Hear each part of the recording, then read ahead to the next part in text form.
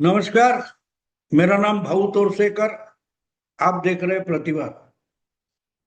दोस्तों, जो कुछ जंतर मंतर पर हुआ या उसके बाद चल रहा है, गाली गलौज वगैरह वगैरह, उन पर एफआईआर दर्ज हो गए और अब एफआईआर वापस लेने के लिए भी कोशिश हो रही है। तो इस सबका ठिकरा जब प्रधानमंत्री के नाम पर फोड़ा जाता है, तो एक सवाल पूछना जरूरी बन जाता है कि प्रधानमंत्री की गलती कहाँ हो गई है। प्रधानमंत्री नीट की परीक्षा जो होती है या सरकार के अलग अलग परीक्षाएं, काम, कारोबार, नीतियां होती है, हर बारे में प्रधानमंत्री जिम्मेदार होता है। ये जो सोच है वो गलत है, वो मैं मानता हूं कि हर चीज के लिए आप मोदी जी के सर पर ठिकरा नहीं फोड़ सकते, मैं भी मानता हूं। लेकिन फिर भी आज जो मेरा वीडियो का हेडिंग है, शीर्षक है कि प्रधानमंत्री मोदी जी गलती तो हुई है, इसका मतलब साफ यही होता है कि प्रधानमंत्री की भी गलती हुई है। आप अच्छा काम करो, बुरा काम करो, जो भी काम करो, उसमें एक बात कभी भी भूलनी नहीं चाहिए कि मैं जो कर रहा हूं वो अच्छा है, अच्छा लगता है, अच्छा दिखता है। लेकिन क्या परिणाम अच्छे होंगे, ये भी सोचना पड़ता है और बारीकी से सोचना पड़ता है। और बहुत जल्दी 15 अगस्त आने वाला है। देश का स्वातंत्र्य दिन, आजादी का दिन। लाल किले पर प्रधानमंत्री खड़े होकर देश को संबोधन करते हैं। हर साल की एक प्रक्रिया है। ये साल 13वीं साल होगा जब मोदी जी लाल किले के सामने खड़े होकर देश के लिए संबोधन करेंगे। कुछ साल पहले प्रधानमंत्री ने इसी लाल किले पर खड़ा होकर एक संबोधन किया था और जो उन्होंने संबोधन किया था उससे एक नारा निकला था। और आज बहुत सालों से हम वो नारा जगह जगह पर सुन रहे, देख रहे, पढ़ रहे। बेटी बचाओ, बेटी पढ़ाओ, याद है ना आपको? बेटी बचाओ, बेटी पढ़ाओ। ये प्रधानमंत्री होने के बाद मोदी ने जो नारा दिया, स्लोगन दी, उसमें का उसका हिस्सा है। क्योंकि जो बेटियों को जन्मता मारा जाता था, बेटियों पर, महिलाओं पर अत्याचार हो रहा था, उसको रोक लगाने के लिए मोदी जी ने एक स्लोगन बनाई, एक नीति जैसी स्लोगन बन गई कि भाई, अगर हमारा देश, हमारी संस्कृति महिला को, स्त्री को देवी की जगह देती है, तो ये हमारी जिम्मेदारी बनती है कि हमारे घर में बेटी पैदा हो जाए तो वह सम्मान मानना चाहिए, ना कि जन्म लेते ही या माँ के गर्भ में होते हुए बच्ची की हत्या कर दी जाती है। ये जो चीज थी, ये रोकने के लिए प्रधानमंत्री ने कहा था और बिल्कुल अच्छी बात कही थी कि बेटी बचाओ। क्योंकि लड़के और लड़की, इनका पॉपुलेशन में जो संतुलन था वो बिगड़ा था। लड़कियां कम होती जा रही थी।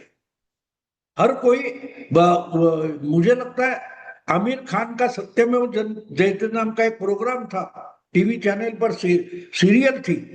उसमें उन्होंने दिखाया था कि हरियाणा में कैसे बाहर बाहर से आदिवासी या किसी दूसरे राज्य से गरीबों की बच्चियां खरीदी जाती है और यहाँ हरियाणा में लाकर उसको किसी लड़के के साथ उसकी शादी की जाती है। क्यों? क्योंकि हरियाणा में लड़कियों की संख्या कम हो गई थी।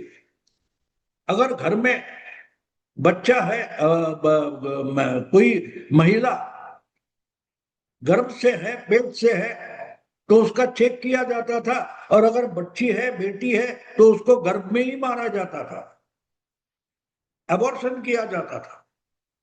और इसलिए हरियाणा में आहिस्ता आहिस्ता लड़कों की चाह में बच्चियों की हत्या होती रही और उसके परिणाम था हरियाणा में, पर्टिकुलरली हरियाणा में लड़कियों की संख्या घटती जा रही थी। और इसी संबंध में प्रधानमंत्री मोदी जी ने कहा था बेटी बचाओ, यानी लड़कियों की संख्या समाज में बढ़नी चाहिए, लड़के और लड़की इनका संतुलन बना रहना चाहिए। लेकिन उन्होंने और एक बात जोड़ दी, बेटी बचाओ बेटी पढ़ाओ। यानी अगर आप घर में आपके लड़की भी है लड़का भी है बच्ची बच्चा है, तो लड़के को आप पूरा खर्चा निकाल कर, पैसा इधर उधर से कर्जा निकाल कर भी पढ़ाते हो, तो बच्चियों को क्यों नहीं पढ़ाओगे? और देखते देखते हम देख रहे कि बहुत सारी क्षेत्र में अब महिलाएं, लड़कियां आगे चलती जा रही। पिछले 1-1.5 साल पहले की बात है, हमारी क्रिकेट खेलने वाली बच्चियां, उन्होंने वर्ल्ड कप जीत कर दिखाया। और मुझे याद अभी भी है, जो जीतने वाली महिलाओं की टीम थी, वो कोई सिमरन नाम की लड़की थी, कैप्टन थी। वो पूरी टीम लेकर प्रधानमंत्री से मिलने गई थी। तब एक लड़की ने, खिलाड़ी लड़की ने प्रधानमंत्री को बताया कि पिछले बार हम फाइनल में हार गए थे, फिर भी आपने बोला था हार जीत तो होती रहती है, अच्छे खेलते रहो।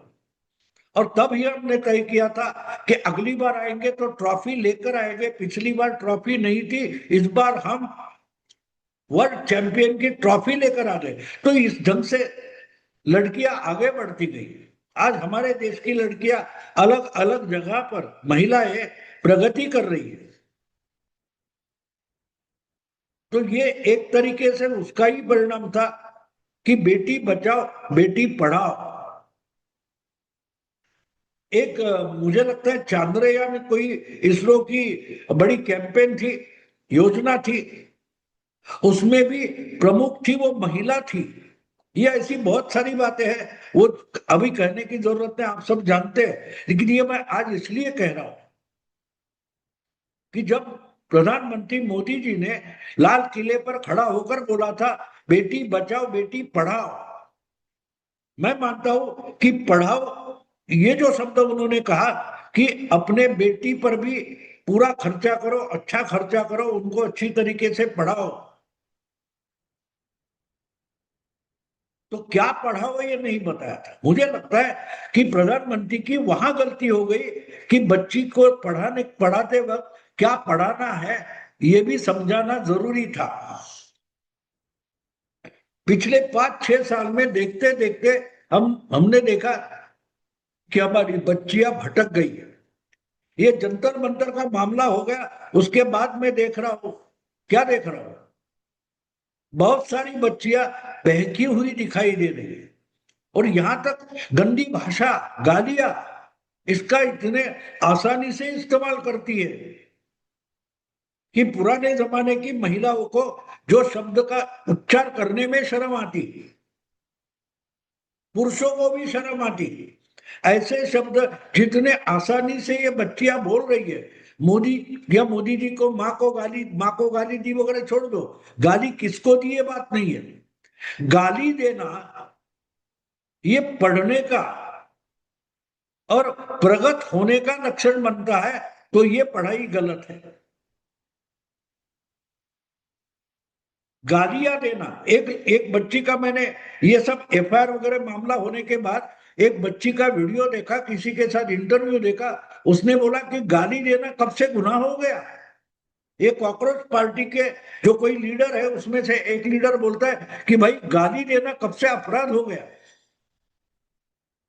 सवाल ये है कि हम प्राइवेसी में दोस्त बैठकर बोल रहे हैं, दोस्त लड़कियां बैठकर बोल रही है, उस वक्त जो बातें होती है वो खुलेआम करेंगे।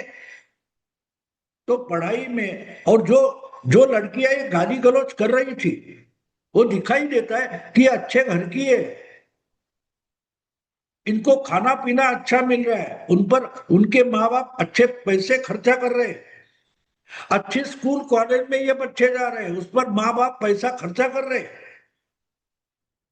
तो वो पैसा खर्चा कर रहे हैं, तो अपने बच्चों को सुविधा देने के लिए पैसा खर्चा कर रहे हैं, तो गाली गलौज की पढ़ाई होती है। जहां कहा ये बच्चे जाते हैं, जो स्कूल होगा जो कॉलेज होगा, उसमें इस ढंग की गालियां सरे आम देना और बिना शर्म के गाली गलौज करना, क्या यही पढ़ाई हो गई है?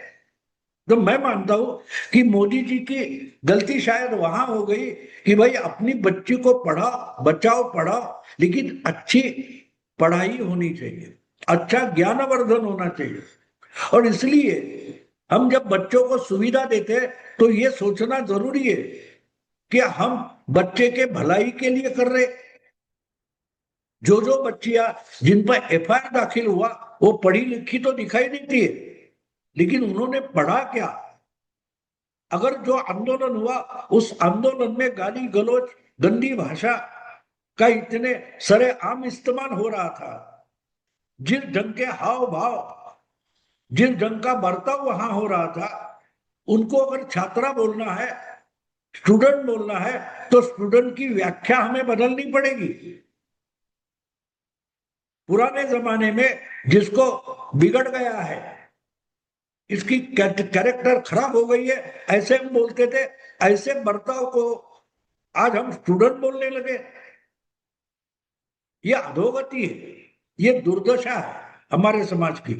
अगर ऐसे शब्दों को प्रतिष्ठा मिल जाती है तो आगे चलकर क्या होगा? मुझे याद है दोस्तों, एक पुरानी बात बोलूंगा। जब हमको आजादी मिली तो नेहरू के मंत्रिमंडल में ब्रॉडकास्टिंग मिनिस्टर कोई केसकर नाम के थे। उन केसकर नाम के जो मंत्री थे, उन्होंने रेडियो पर फिल्मों के गाने लगाने पर बैन लगाया था। रेडियो पर फिल्मों के गाने नहीं होंगे, क्योंकि फिल्मों के गाने अश्लील होते हैं ऐसा माना जाता था। प्यार मोहब्बत की बातें सरेआम घर तक पहुंच जाएगी तो बच्चे बच्चियां समाज के सारे रूल्स रेगुलेशन संस्कृति छोड़कर नंगा नाच करेगी, ऐसा डर हमारे पहले मंत्रिमंडल के जो ब्रॉडकास्टिंग मिनिस्टर थे उनको था।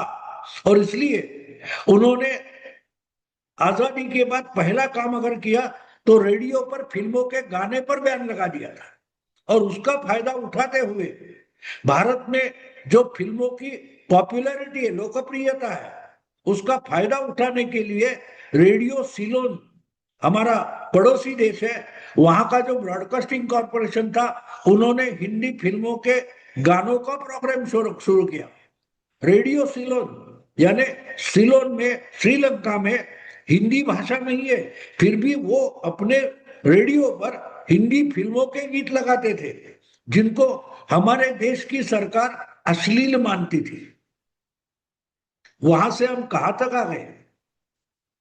जो आजकल गाने बनते हैं उसमें जो गंदे या गलत शब्द आते हैं और उनको प्रतिष्ठा मिलती है, उससे एक अलग कल्चर बन गया है। यानी गंदगी का मतलब ही खुशबू है। बदबू को खुशबू बोलो, गंदगी को सादगी बोलो, विकृति को संस्कृति बोलो। इससे आगे चलकर ये बड़े बच्चे होंगे, वो कितने जिम्मेदार होंगे? इसमें से कितने बच्चे जिम्मेदार होकर काम करेंगे? अगर उस आंदोलन में कुछ हिंसा हो गई, वायलेंस हो गया, तो उसका जिम्मेदार कौन है? पुलिस है, सरकार है। जो शिक्षा आपको, जो पढ़ाई आपको जिम्मेदार नहीं बनाती, उसको पढ़ाई कैसे कहें? इसको पढ़ाई बोलेंगे? यानी बहकना, भटक जाना, उसको हम पढ़ाई बोलेंगे?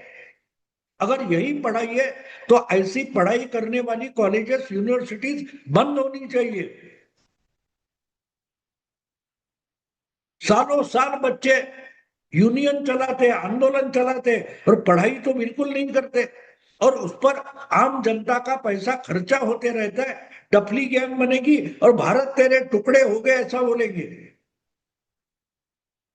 ऐसे लोगों को जब हम कोई अनुदान देते हैं, सब्सिडी देते हैं, सरकार उनका खर्चा उठाती है, तो वो खर्चा गलत जगह जा रहा है। जब सहूलियत का अधिकार बन जाता है तो उस सहूलियत का सत्यानाश हो जाता है। गोविंद जायसवाल नाम का एक लड़का है, अभी बड़ा अफसर भी है गवर्नमेंट में। मैंने उस पर 10-12 साल पहले एक ब्लॉग लिखा था, उसका नाम है गोविंद जायसवाल। ये गोविंद जायसवाल सवर्णों का ही बच्चा है। घर में गरीबी थी, उसके पिता लखनऊ में साइकिल रिक्शा चलाते थे।